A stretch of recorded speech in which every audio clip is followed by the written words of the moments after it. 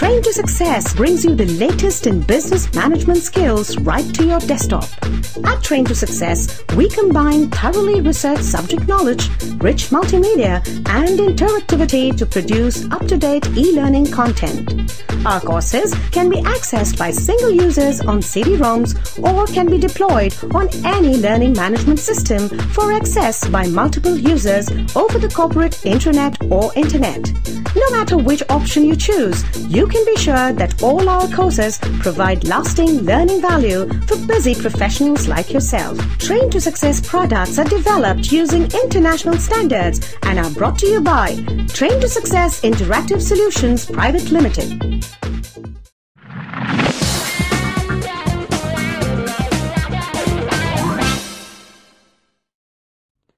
Hi, my name is Conman. Oh, don't get me wrong. It's not what you think. Hold on. My full name is Conflict Manager. In this program on conflict management, I will demonstrate the art of conflict management to you. Let me tell you of some friends of mine. Rachel and Bala are friends who work as customer support executives for Seasons Inc., dealers in home appliances. They report to Karen, who has just been promoted as Chief of Customer Support. One day, Rachel takes a day off. Bala handles one of Rachel's customers, Mrs. Ray. Mrs. Ray is one of Rachel's regular customers and has been promised a discount for her next purchase by Rachel. Bala does not know of this and when informed by Mrs. Ray, politely denies any knowledge of it.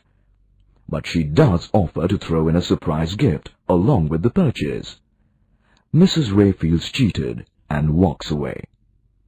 The next day, when Rachel calls up Mrs. Ray to inquire about her visit, Mrs. Ray coldly describes her visit the previous day. This shocks Rachel, who was unaware of this, and she confronts Bala. They end up in a heated verbal argument, which comes to Karen's notice. Karen brings them into her office and offers them some coffee first. She then asks the girls to praise her of the problem. When she learns of what has transpired, she commends them on their dedication to their work, which has caused them to argue in spite of being such close friends. This positive reaction from her makes both the girls feel good about themselves and a lot of the negative feelings are dissipated. Karen then proceeds to give them her view of the whole proceeding and applauds both the girls for being right in their own way. Rachel was right in promising that discount to Mrs. Ray in order to retain her as a customer. Bala was right in politely offering her the gift. They showed good presence of mind. Karen blames a faulty system for the misunderstanding and suggests that they use a written form for giving discounts. She tells them to design a printed format, which could help them keep track of each customer's transactions, and thus avoid such mishaps in the future. She again reiterates her pride in the two girls, and says she is indeed lucky to have such a great team. The girls go out smiling. Now let's look at the second scenario. Amit is the branch manager of Indian Interior's downtown branch. Ganesh is the product head stationed in their head office. Both are equal in terms of seniority and rank, and both share a cordial relationship. One day when Amit is out on a client call, Ganesh comes to the branch. He finds Sheila, one of the executives in the branch, giving out wrong information to a customer. He immediately intervenes and corrects Sheila in front of the customer. When Amit comes to know of the incident, he storms to the head office and confronts Ganesh, who is in a meeting. He accuses Ganesh of interfering in the working of his branch and of having embarrassed his staff in front of a customer. Their conflict is brought to the notice of their senior manager, Mr. Ram, by another executive who happens to have witnessed the confrontation in the meeting hall. The senior manager then walks to the meeting hall, where the two of them are still arguing. On seeing their boss, both fall silent. Mr. Ram then starts accusing Amit of improper behavior and chides him for creating confusion in the head office. He supports Ganesh in the whole episode and applauds him for his initiative. This angers Amit and he leaves the place quietly, upset. He comes to the branch and writes out a resignation letter, explaining his actions and decision to the general manager of the company. The branch loses a good branch head. Which situation do you think was managed better, Karen's or Ram's? Click on your choice.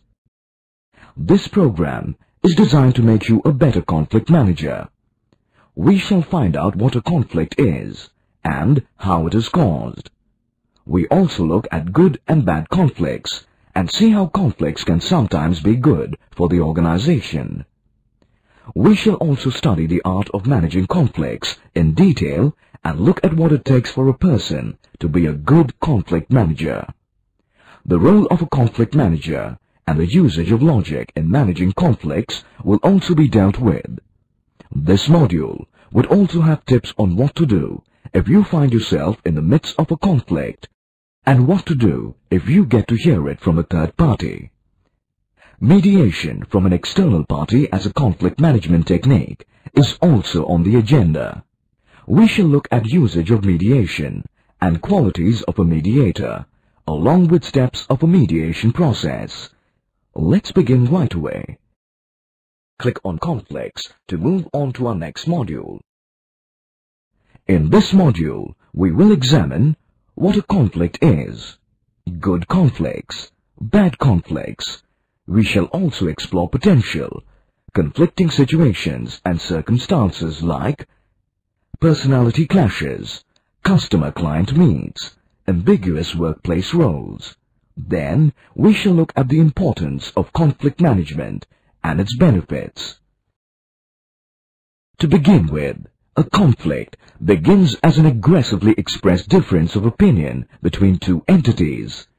The entities could be two individuals or even two organizations.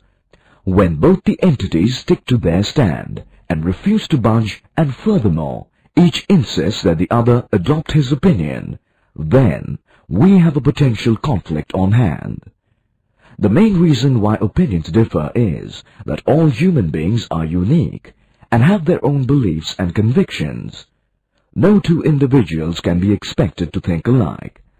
Thoughts, beliefs and views may overlap to an extent, but it is impossible for one person to think and feel like another person all the time. If we appreciate this basic fact of humankind, then managing conflicts becomes a lot easier. Sometimes conflicts lead to a healthy discussion and negotiation by the two entities involved as to the validity of their statements and views held. The resultant talks often lead to the success and the subsequent implementation of the better and stronger ideas among the two, and thus everybody benefits by this type of conflict. This is a win-win situation, and we shall call this as good conflict. Example, the Seasons case. But at the same time, some conflicts do get out of hand, and this could lead to either violence or to a closure of all communication channels between the two entities.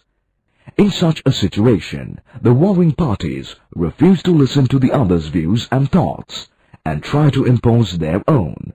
This leads to a lot of bitterness between the people involved and increased hostility.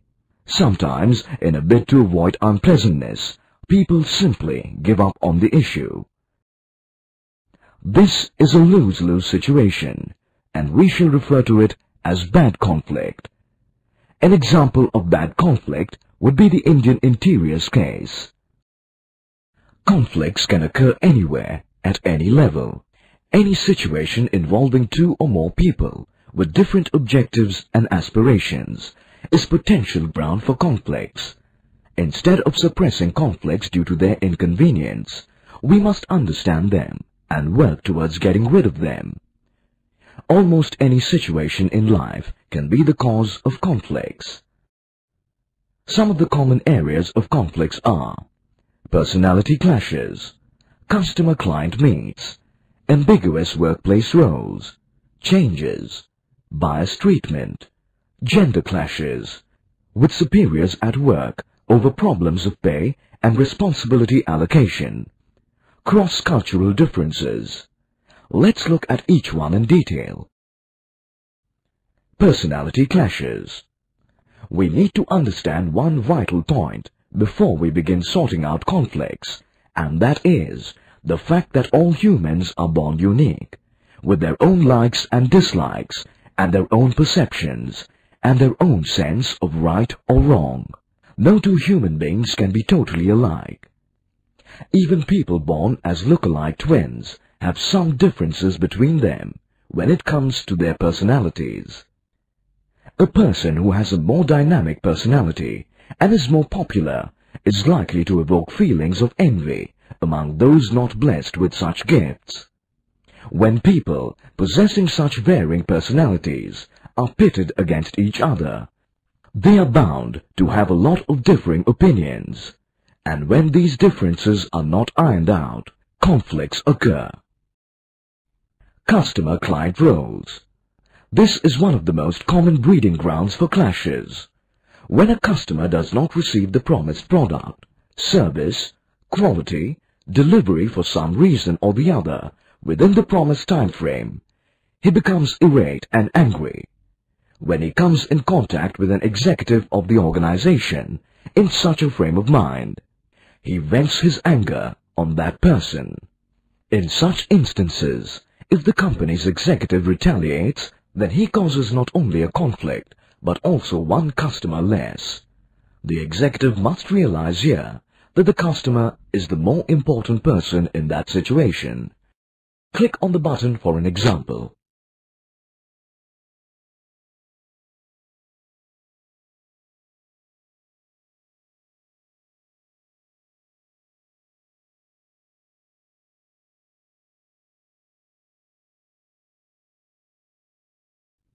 Ambiguous workplace roles. This particular type of conflict arises mostly in the workplace, where the role of each person is not well defined. Teams which follow a seamless method of working face this problem. Here, conflicts arise due to two or more team members coveting the same job or work. Misunderstandings can be avoided by the team leader distributing the responsibilities accordingly and without any favoritism. Click on the button for an example.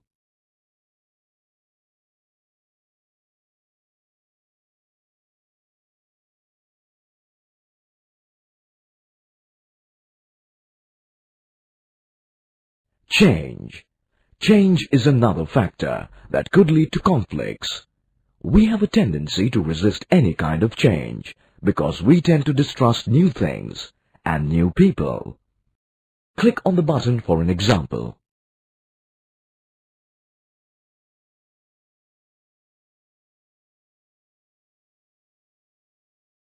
Gender clashes. Women have felt on the receiving edge of a bad bargain as they are treated like secondary citizens everywhere. But women empowerment and liberation has led to a lot of women speaking up for their rights. They are proving their mettle outside the home front too. This role reversal has further upset the apple cart. Gender clashes have been the cause of conflicts for as long as humans have existed in this world. Click on the button for an example.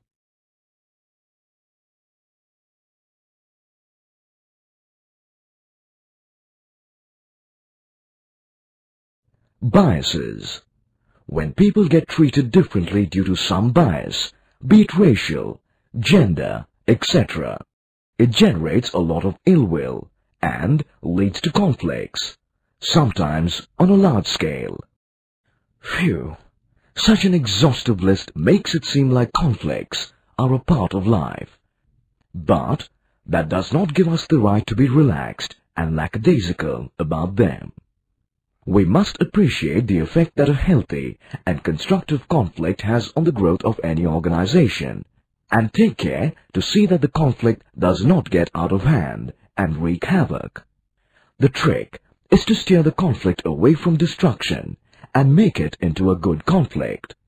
Constructive conflict management helps the conflicting organization or individual avail itself of the best of ideas and views, and thus grow both laterally and vertically. This is the true essence of conflict management. Let's look at why managing a conflict is of paramount importance. Conflict management has several benefits. It facilitates better understanding of other people and their problems, reduces the chances of serious conflicts, and thereby make your workplace an ideal place to work in. Reduces workplace pressure. Constructive conflict management is a boon in disguise as it makes way for a better system. We started this module with appreciating and understanding the disparity between human beings in their thoughts and feelings. We also saw how this difference sometimes results in conflicts if people are set in their convictions and refuse to accommodate the thoughts and ideas of others. We then classified conflicts by virtue of their consequences as good conflicts and bad conflicts. Our next step was to identify some commonly occurring conflicting scenarios: personality clashes, customer-client meets, ambiguous workplace roles, and many more, and look at why they occur.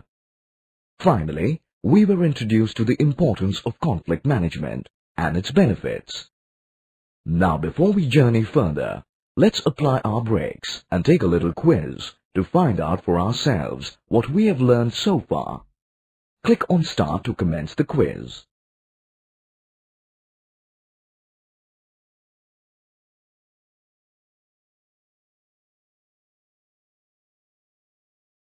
Click on Managing Conflicts to move on to our next module.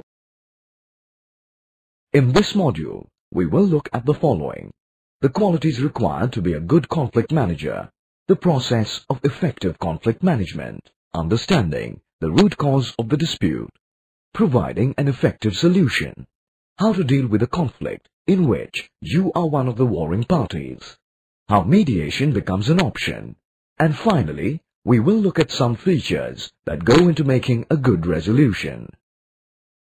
Before we start on managing conflicts, let's first understand your role as a conflict manager and your importance in dissolving a conflict. Managing conflicts, more than anything else, involves opening up closed communication channels. Your main challenge would be to open up these channels of communication between the conflicting members. Keep yourself neutral and undeterred by personal feelings or biases. Click on the button for an example.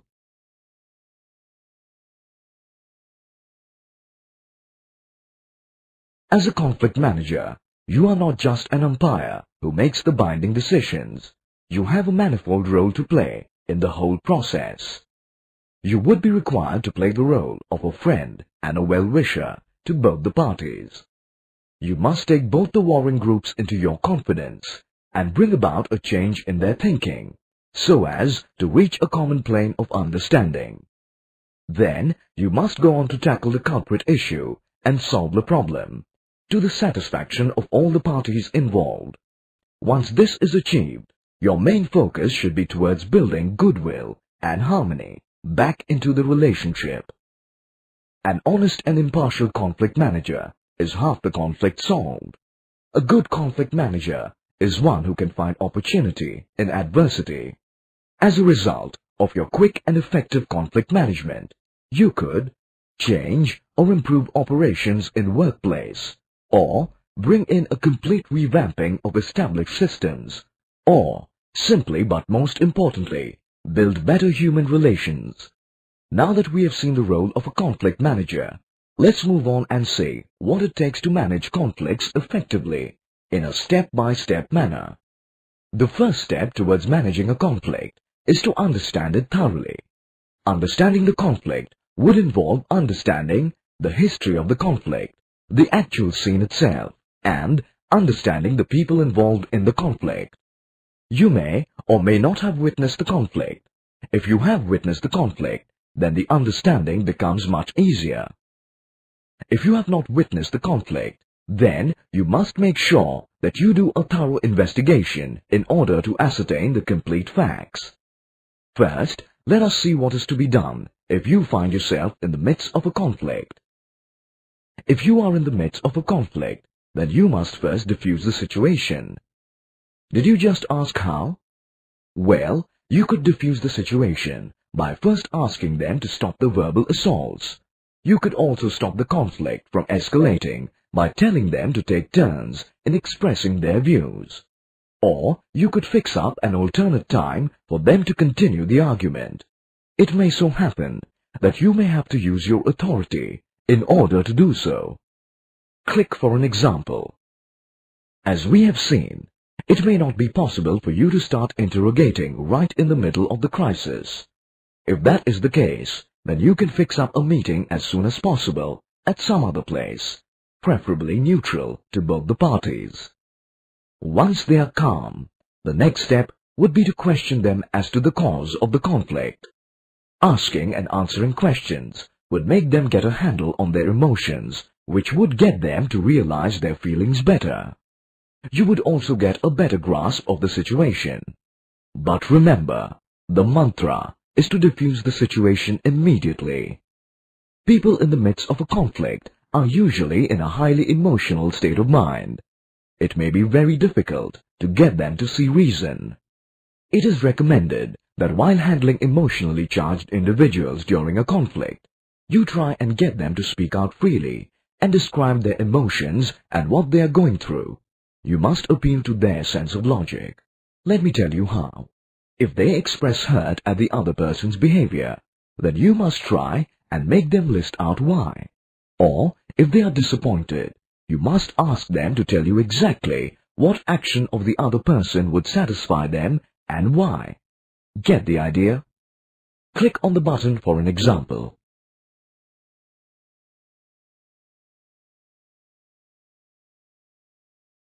Usually when people give a verbal form to their emotions, they find that their initial resentment and anger gets inevitably subdued. Many times, reconsidering their stand makes them relent and ready to thrash out the issue in a friendlier tone, thus preventing them from committing any impulsive acts, which might later land them in a soup. This technique of getting people to open up and speak out is helpful even otherwise, and not just during conflicts. As a conflict manager, you not only have the responsibility of resolving the conflict, but also that of preventing potential conflicts, if possible. Often, when we are angry, people ask us to count to 10 before reacting. Have you ever wondered why? Well, the reason is precisely this. It is to force your brain to indulge in some sort of logical reasoning. Counting is a good way of doing this, which would diminish your anger and make you think rationally.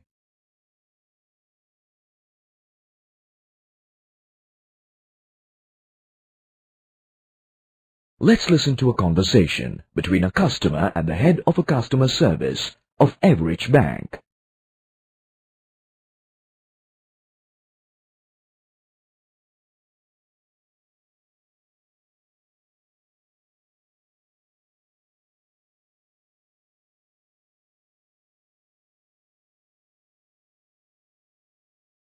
First, I suggest you invite both of them individually to your office and have a chat with them. Before they arrive for the meeting, it would be a good idea to study their strengths and weaknesses well. It would also help if you have a sketch of their emotional profile. If the clashing individuals share a history of mutual hostility, or if you feel the situation warrants an exclusive platform for each of them, then you must talk to them separately. Second, during the chat, try and get them to tell you about their feelings and views on the project they have been working on so far. Find out if they have been happy with it. Work dissatisfaction and disgruntlement also act as strong precursors to conflict. Once they have opened up to you, you may discuss the problem at hand. After you have ascertained the feelings and views of both in their own words, you could meet them together at a neutral place like your office or the common conference hall, etc. By this time, you would have heard their grievances and have made your own assessment as to the cause of the conflict. You are now at the stage where you must provide the solution to the conflict. Sometimes it may so happen that you are not the best person to solve the dispute. This could be due to you having vested interest in the victory of one of the disputants, or due to your not being fully familiar with the disputants, or due to several other factors. At such times, you may have to go in for a third-party mediation. We will come to mediation in a little while.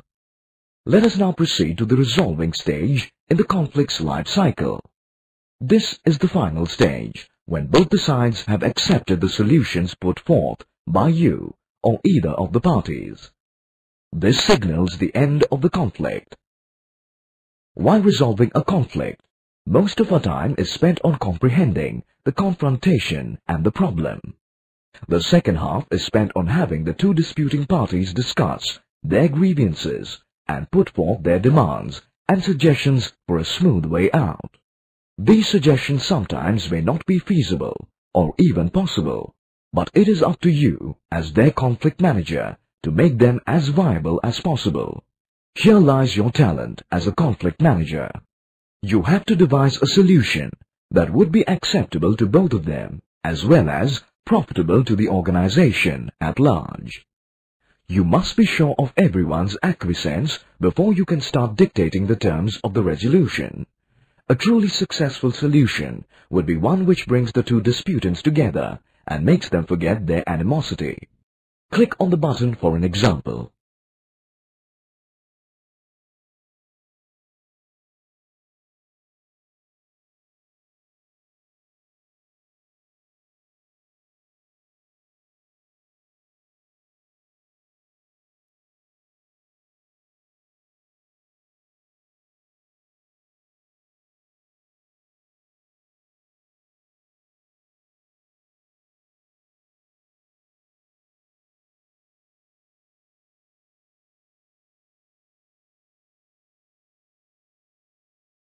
You must take care to make your solutions practical, explicit, upgradable. Click on each for more. This module listed out the qualities required to be a good conflict manager, the process of effective conflict management, understanding the root cause of the dispute, ways of providing an effective solution. It also covered dealing with a conflict in which you are one of the warring parties, where and how mediation becomes an option open to conflict managers, features that go into making a good resolution. We are at the end of this module. Let's take a quiz on our understanding of the role of an effective conflict manager. Click on Start to begin.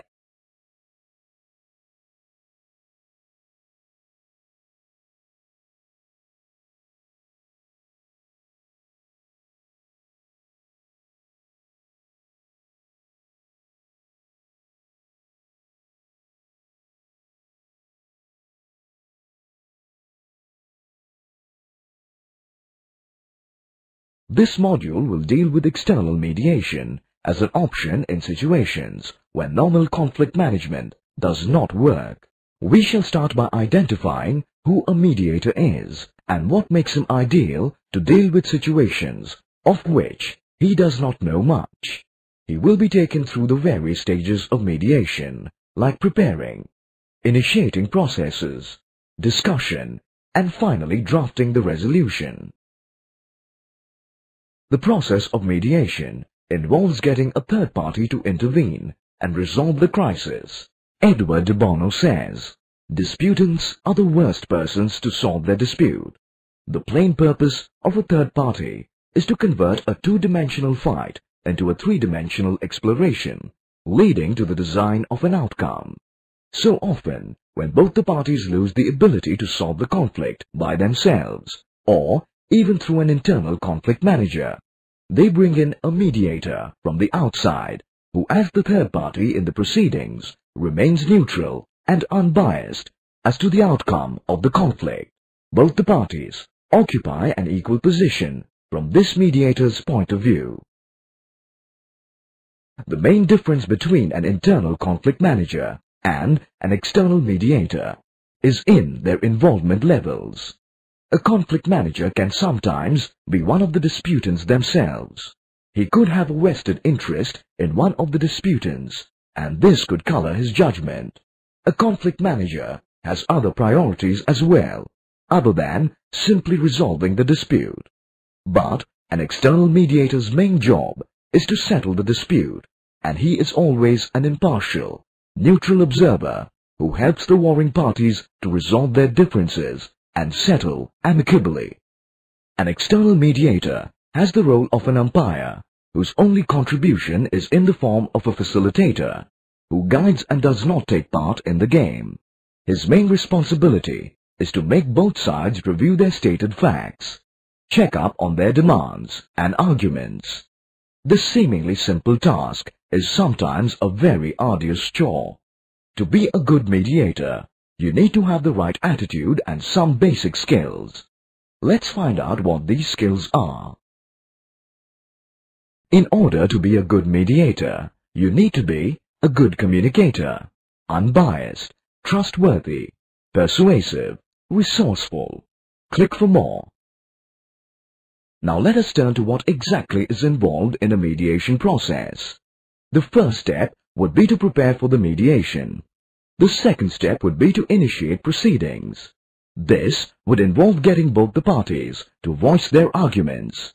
You must also find a common plane, from where the two parties could start negotiating.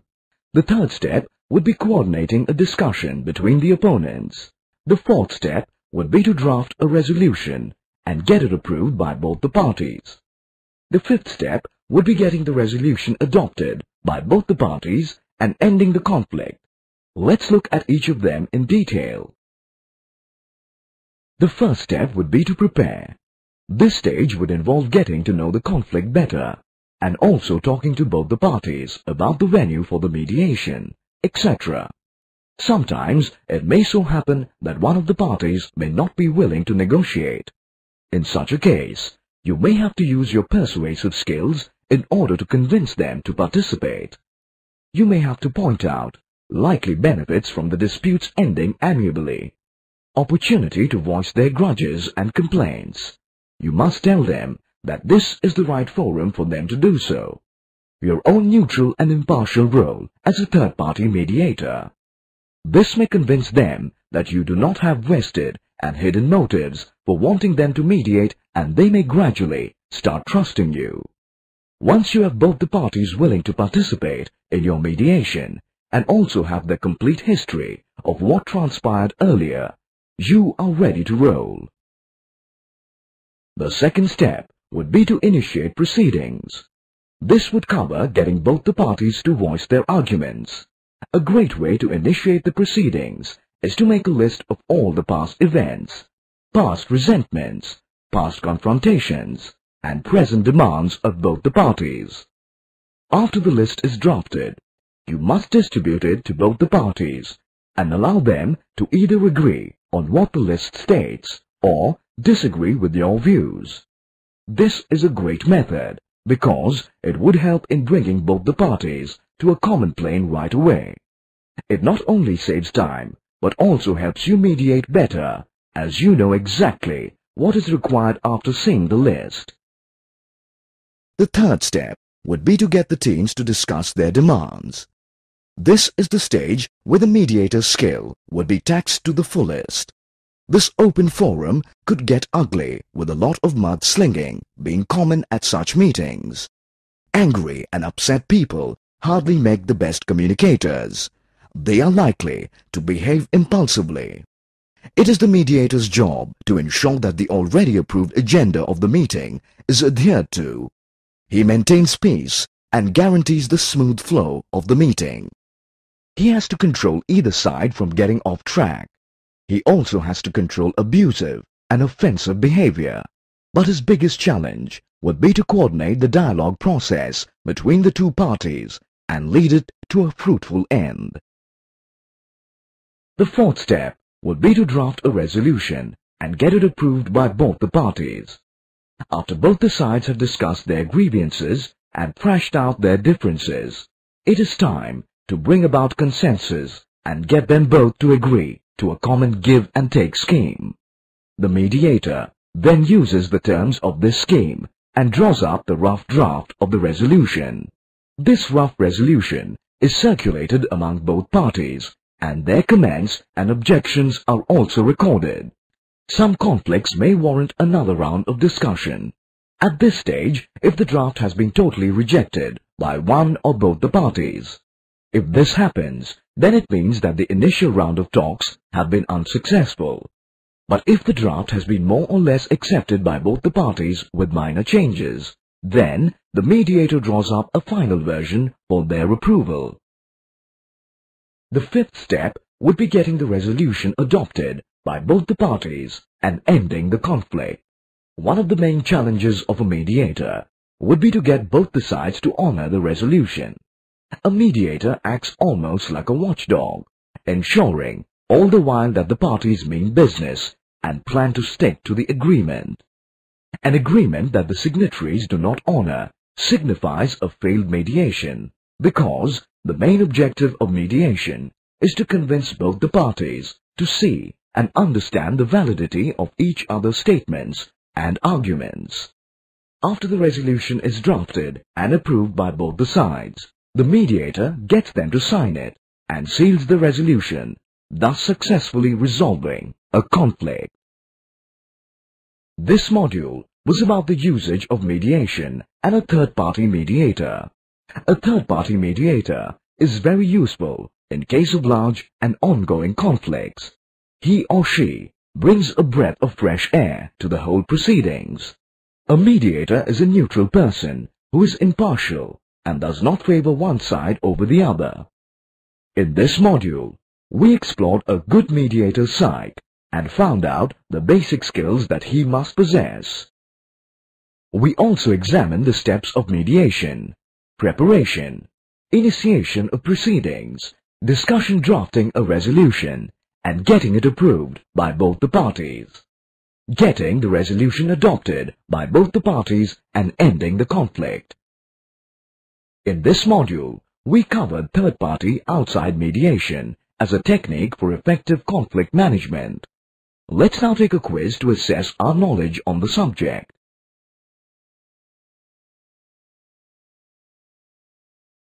Understanding what a conflict is, and we began our program by understanding what a conflict is and what kind of situations lead to it. We went deeper and understood the vital differences between good and bad conflicts. This was determined purely on the basis of their consequences. Good conflicts lead to a restructuring of the whole situation and has a generally beneficial outcome. Next, we explored the art of managing conflicts in detail. This segment also dealt with the expertise and skills required for one to be a good conflict manager.